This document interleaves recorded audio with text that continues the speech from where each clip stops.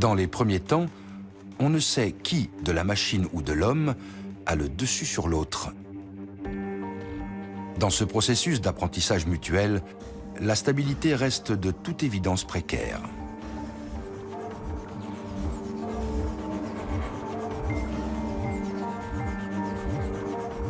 Tous les prétendants de l'hélicoptère sont logés à la même enseigne.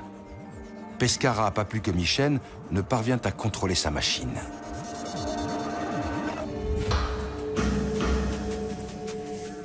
Ces performances laborieuses font sourire. La presse et le cinéma ne ratent pas une occasion de se moquer de ces inventeurs, prêts à tout pour être le premier.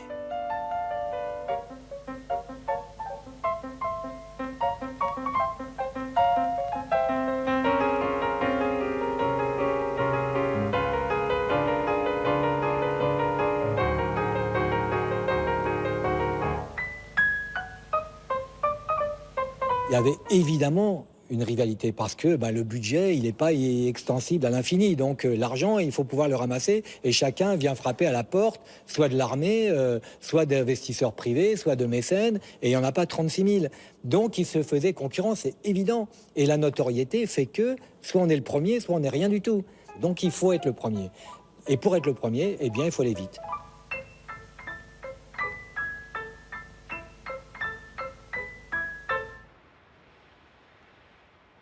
Malgré la réussite indéniable de son premier vol, Étienne Michel sait bien qu'il lui reste du chemin à faire. Il n'est pas encore parvenu à répondre au deuxième défi posé par le vol vertical, la stabilité. De plus, il doit faire face à de sérieuses critiques. Sa machine numéro 1 n'était pas vraiment un hélicoptère, il a utilisé un ballon. Certains disent que c'est comme s'il avait triché. À contre-cœur, il décide de s'en affranchir.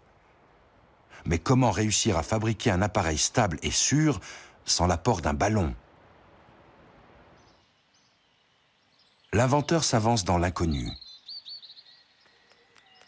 À quoi se référer sinon au mécanisme du vol animal, qui seul permet à un corps de se propulser dans l'air sans tanguer dans tous les sens?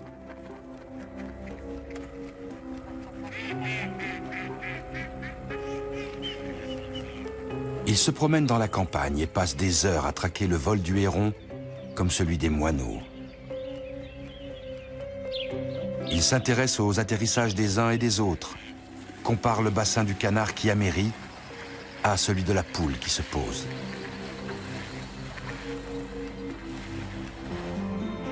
Grâce à ces clichés photographiques, Eumichen constate alors que ce sont les torsions et les cambrures imprimées par l'oiseau sur ses ailes qui lui permettent de voler de façon stable et sûre. C'est exactement ce qu'il recherche. De retour à l'atelier, il met au point avec son équipe de nouvelles hélices en s'inspirant directement de l'aile de l'oiseau. Capables de s'incliner, ces hélices doivent permettre de changer facilement de direction en toute sécurité.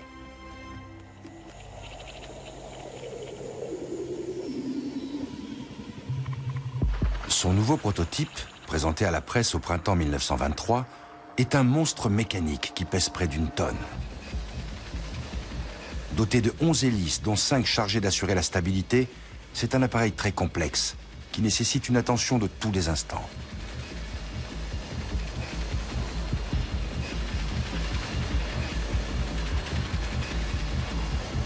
L'ingénieur choisit d'en prendre les commandes et d'assumer seul les risques du pilotage. Les essais sont concluants. Il parvient à le faire voler plusieurs fois à une altitude de 2 à 3 mètres. Encouragé par ses premiers résultats, il tente d'aller plus haut et réussit à s'élever à plus de 15 mètres. Mais il frôle bientôt la catastrophe. Cette machine avait de temps en temps des oscillations assez brutales. Et en particulier, un jour, une oscillation était tellement brutale qu'il est entré dans le sol à une vitesse terrifiante, de telle sorte que le choc a été très dur. Les hélices en miettes, tout éclatait dans un bruit de tubes cassés. Et mon père m'a raconté qu'il avait vu tous ses compagnons détourner la tête pour ne pas voir le patron se tuer. L'écrasement s'est arrêté au siège du pilote. Une veine extraordinaire. L'hélicoptère est complètement détruit. Étienne Michel aurait pu y laisser sa vie. Il s'en tire avec une forte commotion et un poignet foulé. Mais cet accident va le marquer profondément.